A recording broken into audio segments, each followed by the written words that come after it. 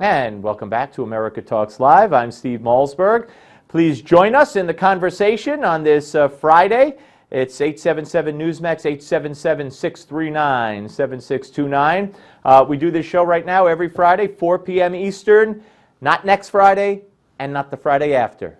For Christmas and New Year's, we will take a hiatus and return in January. And again, you could watch me, the Steve Malzberg Show, every night, including tonight, at 7 p.m. Eastern Time. So make sure you tune in and tell your friends all about Newsmax Television and what a great outlet it would be for them to try and to watch. All right, let's get back to the busy phones. We're talking Obama. We're talking the debate. We really haven't gotten much into the debate. In the next segment, we'll play you some sound bites, some videos from the debate, and maybe that'll spur some conversation. I also, in this segment, do want to get to something that happened at a school district in Virginia. But first, let's get back to the phones. Paul is in the great state and very pivotal state of Ohio. Hello, Paul.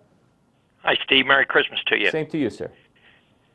Ever since Trump made his so-called outrageous statement about controlling Muslims coming into the country, I've been reading everything I could on Islam, and I'm almost obsessed with it. And I'm coming to the conclusion of all the insanity, he's closer to being right than anybody. I mean, it's not on us to prove who the so-called moderates are and who the radicals are. It should be on them before they come into our country. And to put a temporary hold, to me, it sounds insane because we're so used to all this insane talk. I think it's a voice of sanity. It is absolutely a voice of sanity. You know, Donald Trump has a way of being bombastic in what he says, and then he kind of backs down a little bit.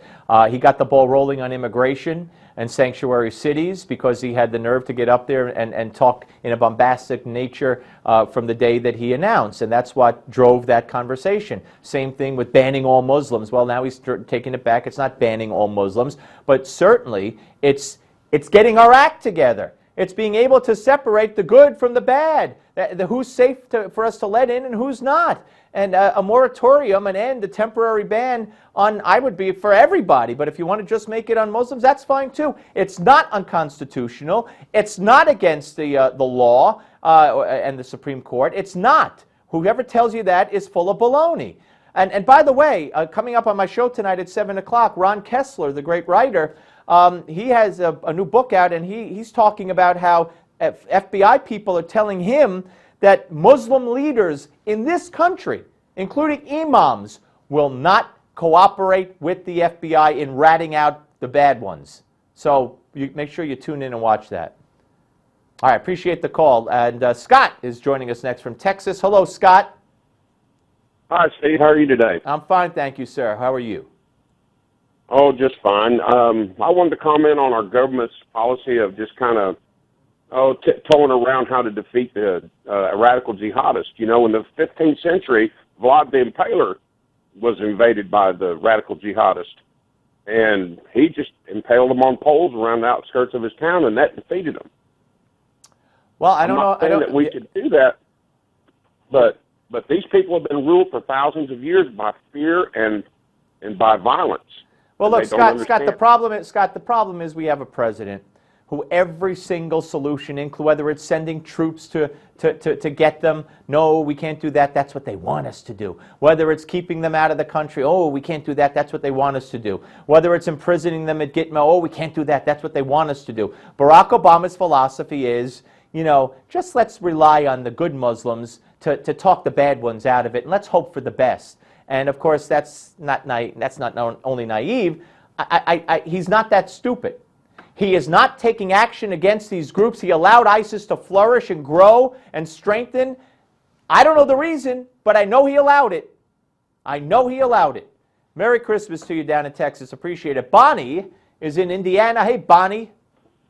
Hey, so good to talk to you. My pleasure, Bonnie. Thanks. I have something that's I love Newsmax, and it's the only news that I watch, and I advertise all the time for people who don't have it. Great. But because to me it's the only truth, and then the documentaries that seem to be educating the American public on, you know, how our country was founded and the whole, I'm just learning all the time. Well, I'm very pleased. I'm very glad that you like Newsmax TV. Thank you. Absolutely. But this question has been just weighing on my mind. All right, give it to about me. Go ahead. Give it to me. Barack Hussein Obama having, that is not his birth name. Well, That is not his that's his Muslim name. you're talking And in about. my mind, it's You're talking. You're going to tell me it's Barry Soetoro? yes. Yeah, I don't. You know I what, mean, it's- Bonnie? That not to belittle the point. It's another discussion for another day. But I do thank you. I only have 5 seconds left in the segment. Merry Christmas to you. Please keep talking about Newsmax and please keep watching. We're coming back.